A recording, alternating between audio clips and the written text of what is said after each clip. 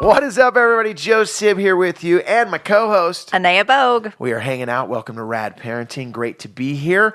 I'll first start it out with Anea. If I can't find my readers, I can't see anything. It just keeps getting worse and worse, doesn't it? How many times before we started this show did I have to look for the readers? Yes, we would have started probably 15 minutes ago had you been able to find them. What did you tell me I need to do?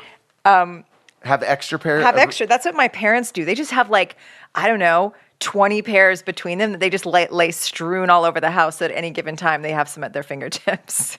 I don't know when it happened. I remember it was in my 40s. It was early 40s. That's when it happens, 42, yes. 43. There's an actual physiological change in the way that our, the muscles around our eyes, or there's something that actually changes. So...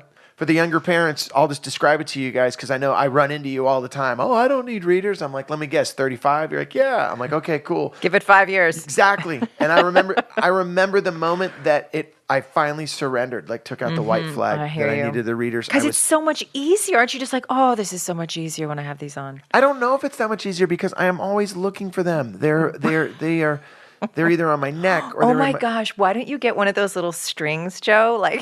No. I can just see it now. The beaded one that Sorry. Do you know who Dr. Fleiss is? You've heard of him. I think so. Yes, of course. Okay, the father of Heidi. Yeah. But Heidi Fleiss and Dr. Fleiss, obviously, they're definitely connected there because there is that whole entire history of his family. But I will say this: when our children were born, he was there. What's the first doctor that you have? Pediatrician. Yes, for both of my children, and he was the kindest doctor I think I've ever had in my entire life that I was in contact with.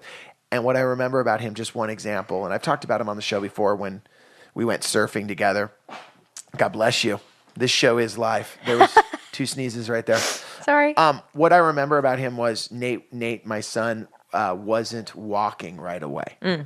And he was doing this commando crawl. Oh, nice. For a while. Yeah. He was crawling around on the floor a lot, and he was either on his knees or crawling, and a lot of other people were like, he's at, I forgot which age he was, but he was definitely at the point where other kids were walking, and other parents, even another doctor mentioned, well, you know what, if he's doing that, all right. I'm okay. Are you okay? Yes, sorry. That's the 3rd sneeze. I know. I think it's your allergies affecting my allergies are affecting you. I'm so sorry. Okay, continue. No, but the point being is that he was such a great guy in the sense that I remember we went there and we were, of course, the concerned parents. Our son's not walking. What should we do? Yeah. And certain people were saying he need to have these braces put on him, on his legs, and that he might need some therapy and everything. And I'll never forget it as long as I live. He just looked at Nate and he said, well, your son is, he's going to be a big guy, and his head right now, there's a lot of weight. Oh, wow. So think about it. And I'll remember this. He goes, so you guys want to see him walk? And we go, yeah. He goes, okay. And he put Nate in one corner of this little teeny office. And then Fleiss, and the reason that we got to this story, he used to have the band that you're talking about connected to your readers. Yeah. But he would get these special ones made by, I think, other children. They would make these special beaded ones. Yeah. And, it looked like macaroni around on a string. Right. And painted. Connected to his eyeglasses, and all the kids loved it. They would reach towards them, and they would just really like it and want to grab it. So he went on the other side of the room, and Karen and I were sitting there, and he says, "Hold on to him." Karen holds on to Nate. He goes, "Stand him up." He stands Nate up, and then he goes, "Okay, let go of him." And then he grabs the glasses thing on the end of his thing, and Nate sees it and just walks right over to him. No way. Yeah, and it was like a magic trick. That's incredible. And then what he said to us was well, look, though, as he's walking, though, he's having, a little bit of trouble getting the balancing because his head's a little bit bigger than the rest of his body right now. It will catch up. But I always remember that moment of that fear that all of us as parents have, that you've had your first son, your first daughter, and like we talked about last week, basically it's your first time rolling down this whole thing of parenting. Yeah. And when will he walk? When will she talk? When, all these things. And obviously there are situations that are concerning, but this was one of those that with a doctor just going, you know what, give it time. It will all come together. Yeah. and not trying to rush it. Right. Sure. No, Yeah. that was really great. I mean, I'm so impressed. Yeah. Is he still practicing, or is No, he he's passed away about 3 years ago. Oh, wow. Went to his funeral in L.A. Oh, It was packed. Wow. Yeah. That's I'm sure he's, touched many lives. Oh with my all gosh. those Oh my gosh. Kids he's helped. Yeah. Anyway. Yeah. Well, it's good to be in here. Rad Parenting. Today we've got a show that I think really reflects the last 5 days that I've had. Uh-oh. Yeah. Well, no, when we left off, I had just getting ready to go out on the road, went up to San Francisco, went down to La Jolla. I had shows in Ontario. We were in Hollywood on Friday night. Last night we were down in Newport Beach, and now I leave for Denver. And I was kidding with you when you got here that the only thing I've drank for the last 5 days feels like coffee or alcohol. Like because we've just been on this schedule. Yeah. And what was great. An on the road schedule, which On is the road. that's a whole different animal than just like a regular day-to-day schedule. Absolutely. And, for everyone that came out to the shows, thank you guys so much. For everyone that's bought the record, thank you so much. I think like right now we're number 4 on the iTunes comedy chart. Nice. Good for you. How crazy is that? That's amazing. It's crazy. But the thing that I kind of came to the show with today was something that you and I was talking to you outside, and you're like, that's a good idea. Because it was a real question I wanted to ask you was, so the whole idea of sleep, I just know with my moods, it fluctuates. I can tell when I'm in if I start looking at people and ideas of my day and I start getting real negative, I'm at a point in my life where I'm like, oh, that's because I haven't slept for 2 nights. I haven't slept for 3 nights. Yeah. I'm out on the road. I'm eating bad food. All these things are factoring in. So with our kids, that has to, obviously apply. And we all know that. Mm-hmm. My question to you is, so when I rolled into town this week, I did Friday night at the Improv. Both my son and daughter came to the show. It was amazing. And we didn't roll out of there until after midnight. Sure. And we were, they have a restaurant there. So after the show, everyone's hanging out at the restaurant, having some food, just celebrating. The record's out, high-fiving. That was on Saturday. Well, then we rolled into, that was on Friday. Nate, who's 12, up with us, till we got probably home 12:30, right? Yep. Now, that's not a regular night for him to go to bed, but we were like, okay, here it's a celebration. Dad's record came out. Yeah. Saturday rolled around, and I had another show, and they all came to that. Sunday night rolled, and it was the final show of this whole weekend down in Newport Beach, and they all rolled to that. So during Sunday afternoon at this point, of course, he's saying, I'm not tired, I feel great. But I'm like, dude, you got to take a nap. You got to make this happen. You got to make that happen. And at a certain point, Karen said to me, Joe, of course, he's in the mood that he's in. Yeah. Because this is the payback for the last 3 nights of us, going out and making this thing happen for you. Mm-hmm. And at that moment, it really hit home how important a schedule is, but also I have to ask you how sometimes that schedule is just unrealistic. Are you talking specifically with regard to sleep? I'm talking about with sleep. Okay. What I'm not talking about is, the morning routine that you have during school, but I guess what I'm saying is I understand that sleep is so important, and I know that, but I also want to throw out on the table, because I know some parents listening are just on that schedule to a T. Mm-hmm. And I don't know about you, but sometimes I've gotten stink eye from other parents. Do you know what stink eye is? I do. Yeah. I am familiar. Okay. And I know some parents listening to the show right now are hardcore routine parents. Yes, and I respect them.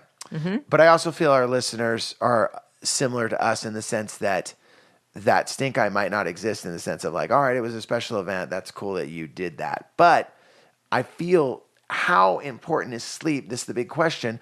When your kids are 12 and 16, like I guess I was under the assumption like, okay, well, the kind of toddler aspect of, what I was going through Sunday with Nate, like he was seriously just bummed and grumpy and saying crazy things. And I was like, whoa, dude, did you just give me the middle finger right there? Like, he didn't do that. But then I guess the whole idea of the show is that as parents, when they're toddlers, you really do believe, whoa, we're going to be on a schedule. We got to make sure everyone gets their sleep. But as they get into the teenage years, I know that sleep's important, but I didn't realize how much it factors in.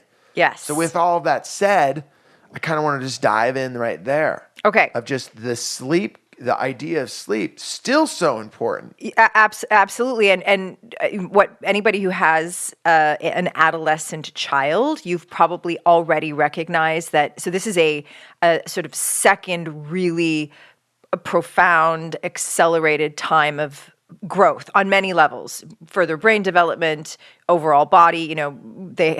Boys spring up a little later. Girls are definitely growing. They actually need a lot of sleep. And I can tell you, like, just so parents understand what we're talking about here, do you got some numbers? A point of reference, I do have some numbers. So, for 1 to 2 year olds, recommended is 11 to 14 hours a night.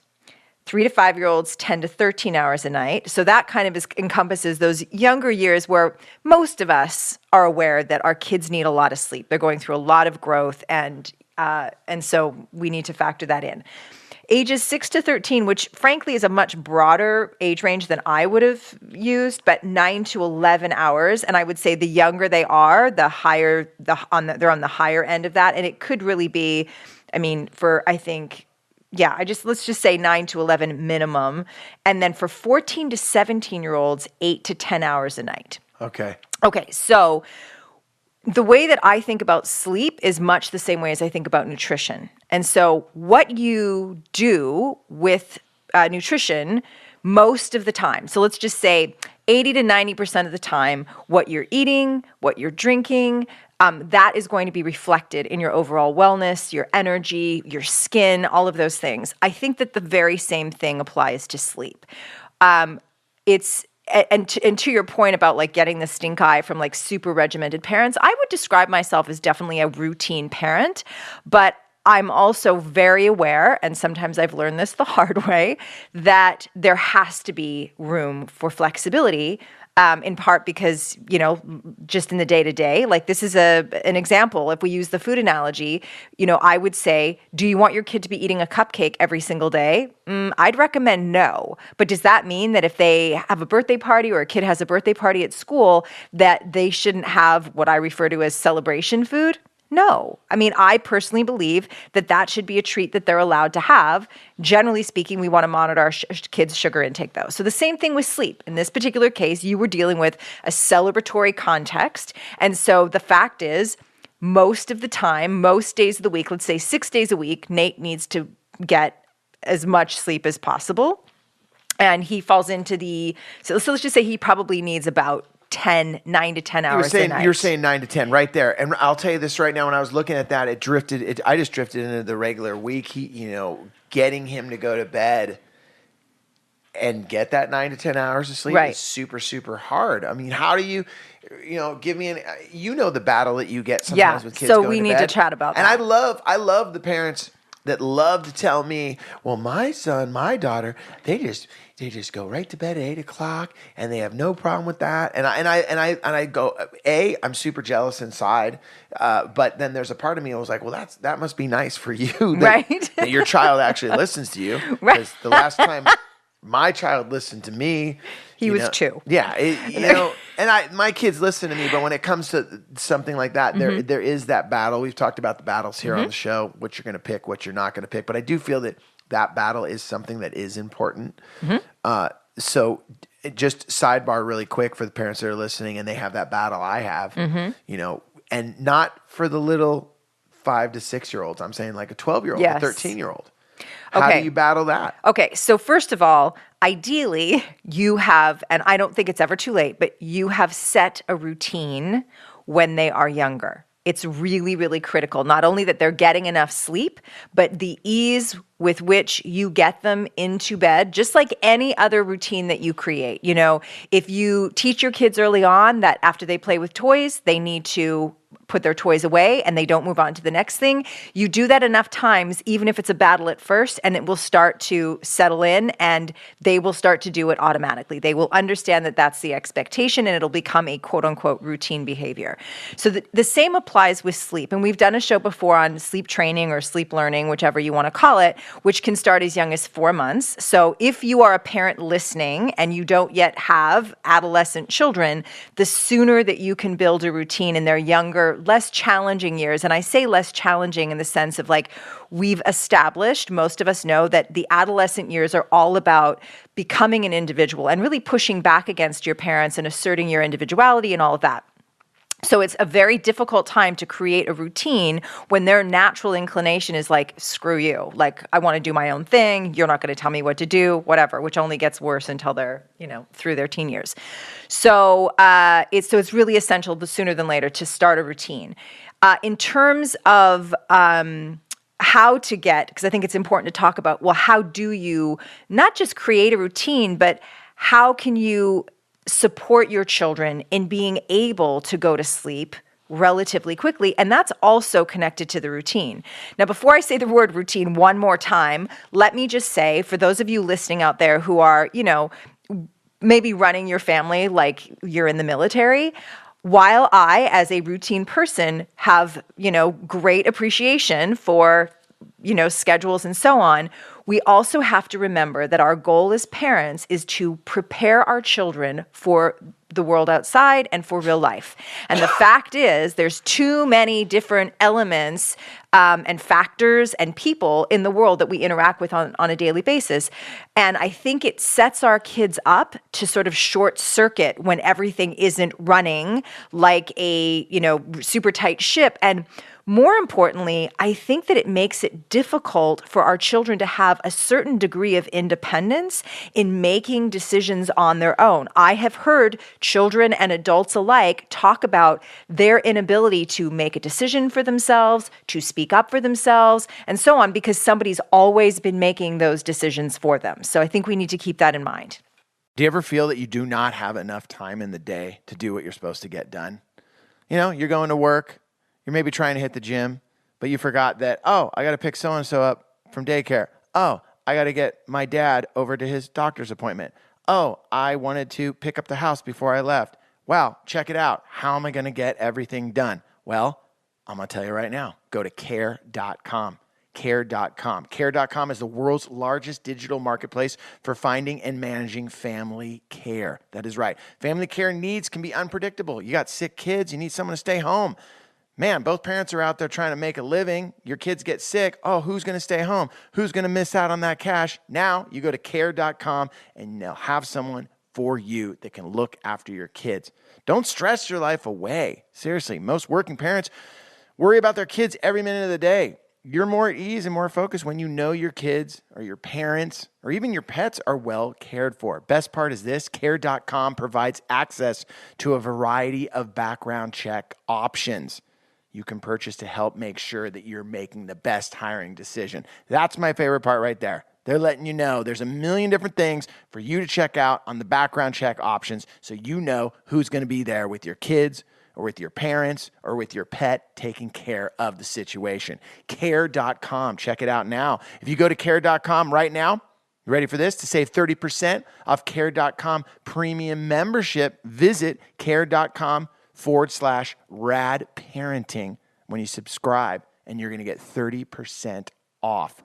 Like I said, the world's moving a million miles an hour. You just want to take care of your kids and all the responsibilities. Let care.com help.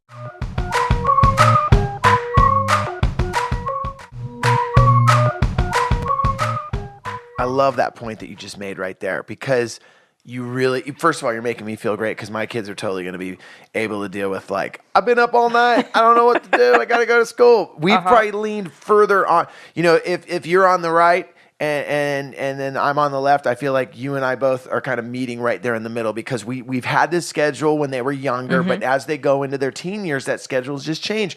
For the parents out there with teenagers, you know what I'm talking about, with just the amount of homework my daughter has to do. Right. I walk by her, I'll come back from doing a comedy show and I'll walk in, the house 11:30, maybe midnight, and I know that she's in there, the lights on. Hey, what's up, honey? And she's just sitting there behind the computer. She's got the books out, and I'm like, okay, we're not FaceTiming right now, are we? And she's kind of like, yeah, a little bit. I'm like, okay, but we're still doing the homework. Okay, here we go. So there's that. She's working on that. And then on the other end, my son, 12, he'll be crashed out at that point. So we've been obviously not keeping that. She's staying up because she's got homework. Right. She's at a college prep school. Which let's make that another show in the near future. Just what just potential detrimental effects of having kids that have these insane, like high school getting ready for college schedules, and also not getting sleep. Like, because what we need to be really clear here, and I think this is the one thing that we can do in a slightly different way once our kids are in adolescence than when they're 6, and trying to explain to them the importance of sleep. First of all, don't do it when they're having a meltdown because they haven't had enough sleep. Catch them at a good moment when they've actually had a lot of sleep, and then reference that hopefully very recent in their memory feeling of what it was like when they felt out of control, really emotional, ups and downs, the whatever, freaking out on your parents, or maybe they have a fight with a friend, or just helping them understand, because I think this is really important in terms of that final, ultimate goal of raising children who can go out into the world and make their own choices and understand what those choices are about. So with Nate, what I would do is, like, today, assuming he got better sleep last night or whenever he's kind of in a better state, is you say, dude, this is me being Joe. Dude, so one of the things I noticed was like, bro, by the end of the weekend, with all this lack of sleep, and I was so appreciative of you being at my shows, and that meant so much to me, but I just wanted to point out to you, like, so because I know, like, I want you to be your best, and I know you want to be your best.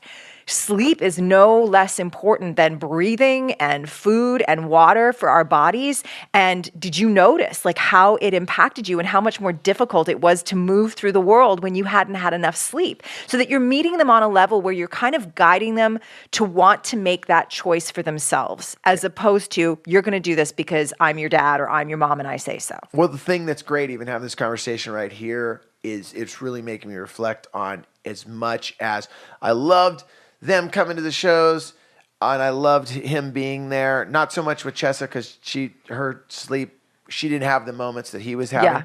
But I loved him being a part of it all. But it also made me realize, like, hey, maybe you come Friday night, but you didn't need to come Saturday and Sunday. You know? And only because, not because he doesn't want to, and not because I don't love having him there, but also it's like, hey man, we pulled a 1:00 Friday night moment. Yeah. So chill. You're looking out for his well-being. But I also love the fact that you're acknowledging that these events happen in our lives, because I know that we've had connections with other families that would just look at us like, oh my gosh, how would you even let your son or daughter stay up till 1 a.m. or something like that? And I just feel that, like, I love the fact that you touched on life is at some point going to have you up until 1 a.m. Yeah. Life's going to have you up till 2, 3 a.m. Now, look, when they're toddlers, okay, I don't think we have to have that life-changing or life moment of teaching right there. But I do feel as you go into your teen years that those experiences happen. And also giving your son or daughter the moment that you're talking about right now, where you can have the conversation later on. Hey, man, when you did stay up like that, you remember how you felt? Yes, I do. Okay, I'm going to need the sleep. Because they receive that differently. They're not on the defensive when you're having a real conversation with them like a human being, and you're encouraging them to invest in their own well-being. Like, I want to see you making this decision for yourself because you understand that it is in your best interest. You're going to be better tomorrow. Now, the other whole piece here is there's some parents who are really trying to be on routine, and they're having a hard time just getting their kids to sleep. And I think we need to chat about that piece. Absolutely. So there are a number of things that you can do, and it is sort of routine-oriented again, to creating a bedtime routine that absolutely should, adjust and adapt as our kids are getting older. But establishing a routine that gives them some lead up time, which is essentially wind down time. So when they're little, most babies, we're bathing them every single night because they've been in, dirty diapers on and off through the day. But that bath is not just about getting them clean. It's part of a sort of nightly ritual and routine that helps to calm them so that it will be easier for them to go to sleep. We've talked before with the sleep training or sleep learning how important it is to have that ideal window when you are helping your kid wind down, because if you don't catch them in that window, so let's just say for, younger people, it might be like they need to start winding down by 7:00 and they're in bed by 8, because if all of a sudden it's 8:30 or 9 and you're thinking in your head, well, if they're tired now, they'll be even more tired by 9:30 and then they're going to go down hard. No, what will happen is they will get a resurgence or a second hit. Second wind. A second wind, which is essentially a new hit of cortisol. So their body body gets really tired, but they're seeing that, their brain is like, oh boy, but I guess we're supposed to keep going. Okay, call in the reinforcements, and you get another hit of cortisol, and all of a sudden your kid is running around like a crazy person, and you are like, what do I do now? For everyone that's listening right now, you can definitely check out the sleep training show that we did. I don't know the episode number ahead of me, but you just go on iTunes and you can see it. It's I know it's in the top 20 shows right there that we did. And the woman that came on that actually wrote a book about Jennifer. What was her name again? Jennifer Wahlberger. There you go. Great woman. Book, yes. Great book. Yep. And that was a really popular episode. So definitely check out the sleep training episode because it talks about everything that Anea is touching base on right here. Because everyone thought the same thing. Hey, if they're super, super tired, then that means they'll sleep great. No. And I learned right there something that I wish I would have known when my kids were super, super young, that this second wind kicks in. Yep. And now I understand why I'm up at 11 o'clock and they're up now and everyone's up and they're never going to sleep. And then everyone's just off schedule. Right. Off schedule. So, just to go full circle here, I think today what I learned this weekend that I just wanted to share with everyone on the show was, even though my son's 12, my daughter's 15, they're both about to turn 13 and then 16, so there's that 3-year gap right there, is that I missed the schedule this weekend. And as much as I always say I fought authority my whole life and now I am the authority, that's a perfect lesson of me, like, just almost me giving the stink eye to schedule. Like, I'm not going to apply the schedule into our life because right now we don't need to because they're old enough. And you know what? I'm letting you guys know I was totally wrong.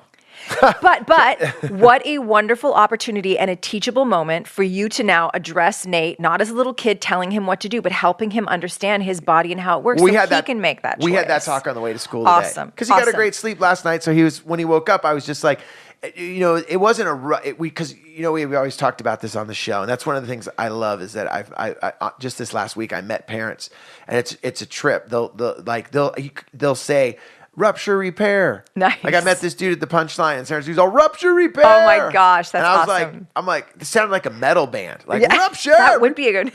We've come up with so many band names on this show. It's crazy. But it's funny because he had heard you say about that. And it was super, super cool. That's awesome. Go ahead. Okay, so the first thing is, just to make sure, because I want to make sure we don't leave without people having action steps that they can take. So the first thing is, yes, ideally, early routine, sleep training, yada, yada, and becoming aware. So as they get older, so part of that routine is the wind down period of time. Maybe it's 30 minutes, maybe it's an hour. You may have to observe your child and see what that lead time needs to be. That can include bathing, it can include a story, teeth brushing, jammies, anything that starts to feel like the routine will start to become a brain prompt for your child in that routine, like, oh, okay, we can start to wind down now because this is our nighttime routine. Anything that provides stimulus, sugar, big exercise, like jumping up and down on the trampoline. Again, you might think, wow, that'll wear them out. Nope, it's going to be a resurgence of energy.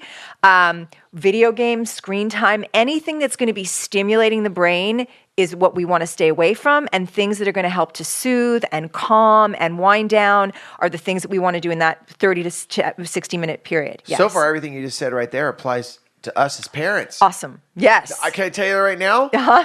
Seriously, get the screen time. That cutting that out before I go to bed has changed my whole sleep routine. Yep. I didn't realize that just the blue light and all of that going on from my phone or from checking a couple emails before I go to bed triggers your eyes to think that it's morning time again. So then you get that shot of adrenaline again, where that's why you're laying in bed with a million thoughts in your mind. So that applies to the parents. Okay, so that's really important.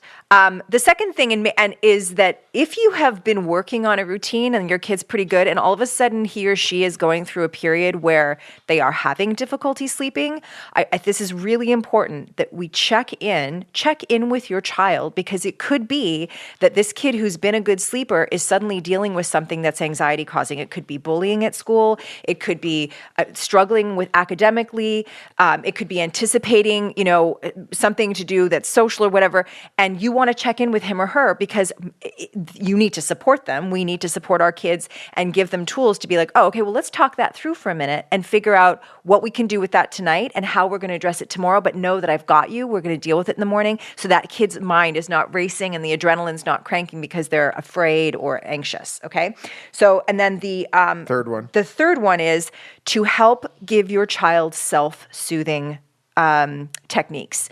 This is really important, and it's totally in line, again, with my philosophy of parenting in doing things small and large to help our kids be independent. So it could be like a little mantra they have before bed. For my daughter, my little one does tend to struggle a little bit with some anxiety, like whatever she's anticipating the next day, she has her little mantra is, I'm strong, I'm healthy, and I'm safe. I'm strong, I'm healthy, and I'm safe. Because any fear she has from a bad dream or, where's everybody going to be in the house while I'm falling asleep, like anything that helps her to just feel safe and calm.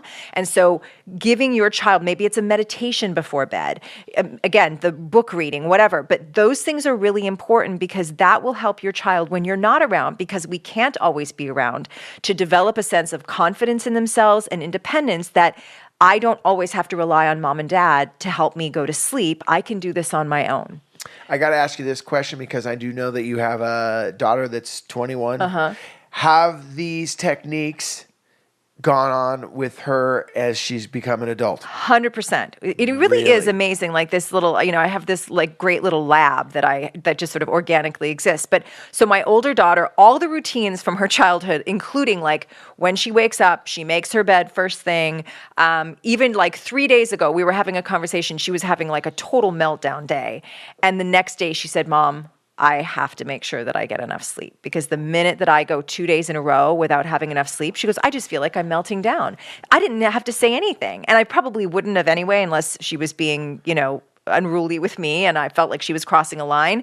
But it was really powerful for her to have had that foundation and then be able to, as an adult, go, oh yeah, totally screwed that up. I can't do that anymore because I don't like melting down like that and feeling like I can't handle anything. I love you saying that right now because it really gives all of us, the parents that are listening to the show, and me as well, sitting here, because my kids are younger than your oldest, that wow, it really can work out, and they can really take these lessons and what we're trying to help them learn as little people and take them on to their adulthood, which is the goal. That's the goal. And you know what else it made me realize too doing this show?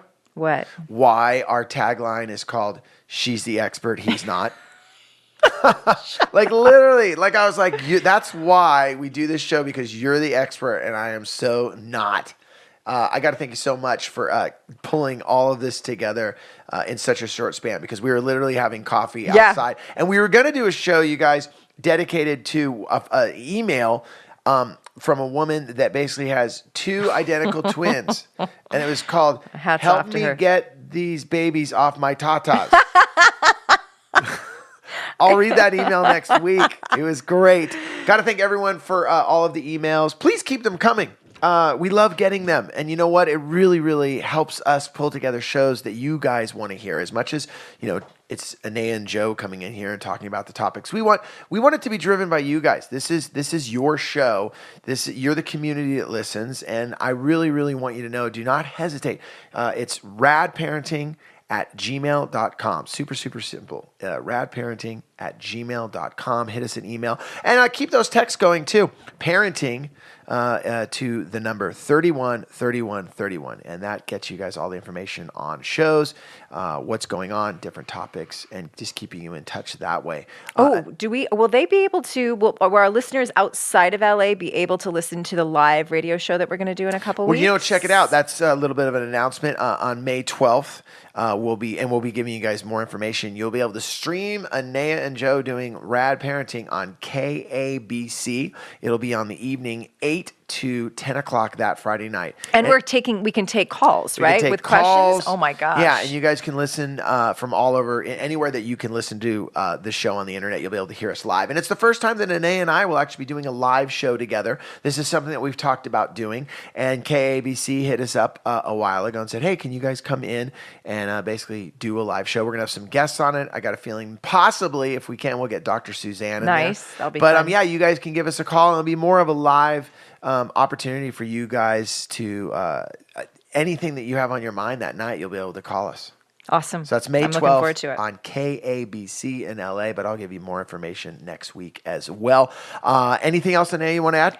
I think that's it. And we should also text out that information with the for people that have absolutely have sent the word parenting to 313131 we will give you all the information so you can tune in and ask us questions, which to me I think is kind of the best part. Yeah, because it'll make us look super, super cool if you guys start calling, because they've already said to me, they're like, we're not expecting any call. I don't know why I'm making them sound like Spicoli, but like the guy that runs it was like, we're not expecting any calls. We just want you to come in and do your thing. And I was like, Friday night, 8 to 10. But it'd be pretty cool if you guys called up, because I would just love to hear your guys' voices. Yeah, if you're home with the kids. It's the only thing I know. And I said guyses again. You did.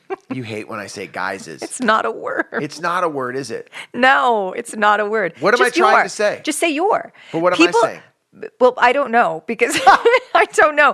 I think what it is people, my God, this is a total sidebar, but people think that just saying your, in the English language, yours is both singular and plural. All you need to do is say your, like, if you're not doing anything, which could mean you singular or you and your entire family. Okay, I lost you.